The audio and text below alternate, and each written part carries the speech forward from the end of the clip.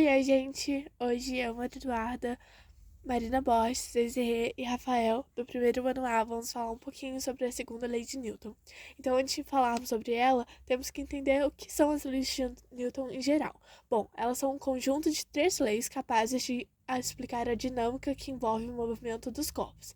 Elas foram lançadas em 1687 pelo físico inglês Isaac Newton, e são elas o princípio da inércia, o princípio fundamental da dinâmica e o princípio de ação e reação.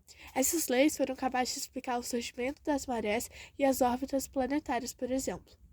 Agora sim, nós vamos falar sobre mais especificamente o princípio fundamental da dinâmica. Nela é declarado basicamente que quando aplicamos força sobre um objeto, ele irá produzir um movimento em que a aceleração é proporcional à massa. A força resultante é uma grandeza vetorial, então ela possui módulo, direção e sentido. Para entendermos essa lei, é necessário compreender o conceito de aceleração e massa. Vamos imaginar então um objeto que deve ser empurrado ou puxado. A força aplicada sobre ele pode provocar uma perda ou um ganho de velocidade, e quando isso ocorre, o corpo adquire uma aceleração. Ou seja, ao se empurrar um corpo com força F, produz nele uma aceleração A, e ao se empurrar o mesmo corpo com força 2F, a aceleração produzida vai ser 2A, e assim por diante. Então, A é a força resultante.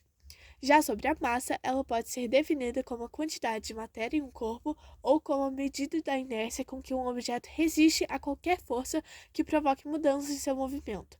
Assim, como uma força resultante gera uma aceleração, a massa resiste a essa aceleração. Sabendo desses conceitos, podemos concluir que se infligirmos a ação de uma força resultante não nula sobre um objeto, este irá expressar uma aceleração de mesma direção e sentido dessa força. Dessa forma, a força resultante é congruente tanto à massa quanto à aceleração, mas é inversamente proporcional à inércia, que é a capacidade de resistência ao movimento do corpo. Então, quanto maior a massa do objeto, maior terá de ser a força empregada nele para que se movimente. O enunciado da segunda lei é: a força resultante que age sobre um corpo é igual ao produto da massa do corpo pela sua aceleração, o que é a nossa fórmula, né? E a forma resumida dela é FR igual a m vezes A. Já a força de reação normal do apoio é um tipo de força exercida pela superfície em relação a um corpo apoiado sobre ela, ou dois corpos que se tocam. Essa força a gente não tem uma expressão específica, então a gente leva em conta as outras forças que agem no corpo para chegarmos ao módulo. A força de tração é a força exercida sobre um corpo por meio de cordas, cabos ou fios. Quando a tração é aplicada sobre um corpo, esse é puxado na mesma direção do cabo, nunca empurrado. Para calcular essa forma, devemos levar em conta como ela é empregada e aplicar o que for pertinente para a resolução do problema. Por isso, não existe uma expressão específica para a força de tração. E temos também a força elástica, que é a reação que um corpo exerce para resistir à ação de uma força que o deforma, para comprimir ou esticar. Essa força está relacionada com a lei de Hooke. Essa defende que a razão força elástica aplicada sobre um corpo e a deformação sofrida por tal aplicação. Com essa lei, podemos medir a intensidade de uma força por meio da deformação de uma mola, por exemplo. A força elástica atua na direção da deformação, mas em sentido oposto a ela. Logo, a força elástica é diretamente proporcional à deformação sofrida pela mola. Assim, temos força elástica é igual a K vezes X. Para finalizar, é muito importante saber como aplicar essas leis em situações e problemas mais complexas, ou seja, as situações e problemas que exigem a aplicação das três leis. Devemos iniciar a resolução de um problema construindo um diagrama de corpo livre para cada corpo que constitui o sistema. A representação das forças que atuam em cada corpo corresponde à aplicação da terceira lei de Newton ou o princípio da ação e reação. O segundo passo é analisar o movimento do corpo e aplicar a primeira lei de Newton, ou o princípio da inércia, considerando a direção na qual a velocidade vetorial do corpo é constante, repouso ou movimento do uniforme, e aplicar a segunda lei de Newton, considerando a direção na qual a velocidade vetorial do corpo varia, ou seja, a direção da aceleração. Bom, o primeiro passo de todo exercício é anotar e analisar os dados, né?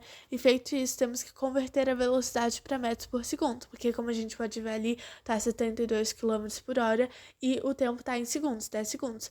Então, a gente converte e utiliza a fórmula depois F igual a ma. Percebemos que então a massa nós já temos e a gente precisa descobrir a aceleração e depois a força. A aceleração a gente utiliza V igual a V0 mais AT, que vai ser menos 2 metros por segundo. E então a gente multiplica pela massa para descobrir a força. Tendo isso, a gente tem a força, vai ser menos 2.400. Então, a gente ignora o sinal porque a gente está querendo o módulo. Então, a resposta final é letra B. Bom, nesse segundo exercício, a gente tem que perceber uma coisa. Houve uma desaceleração, ou seja, a força é contrária. Logo, já cortamos a opção letra A e a letra C. Mesma coisa do anterior, temos a massa e precisamos da aceleração e da força. Então, a gente vai utilizar primeiro para descobrir a aceleração V igual a V0 mais AT, e aí a gente vai achar a aceleração igual a 0,75, e aí a gente volta lá na nossa fórmula, né, da segunda lei, F igual a M vezes A, que a gente vai achar 8 vezes 0,75 igual a 6, então a gente achou a força que vai ser letra B, 6 newtons, em sentido contrário ao movimento original. Analisando esse exercício, podemos perceber que os dois meninos estão aplicando força no mesmo corpo para o mesmo sentido. Então, para obter a força resultante, temos que somar as duas forças, né? 60 mais 20 newtons igual a 80 newtons. E utilizando a nossa fórmula F igual a ma, temos força igual a 80, a massa, que já está dada no exercício, que é 40, vezes A, que é a aceleração. Então, a gente passa dividindo os dois dados ali que a gente já tem para achar a aceleração. Então, 80 dividido por 40, 2. Então, a aceleração vai ser 2 metros por segundo ao quadrado. Então, letra B de novo.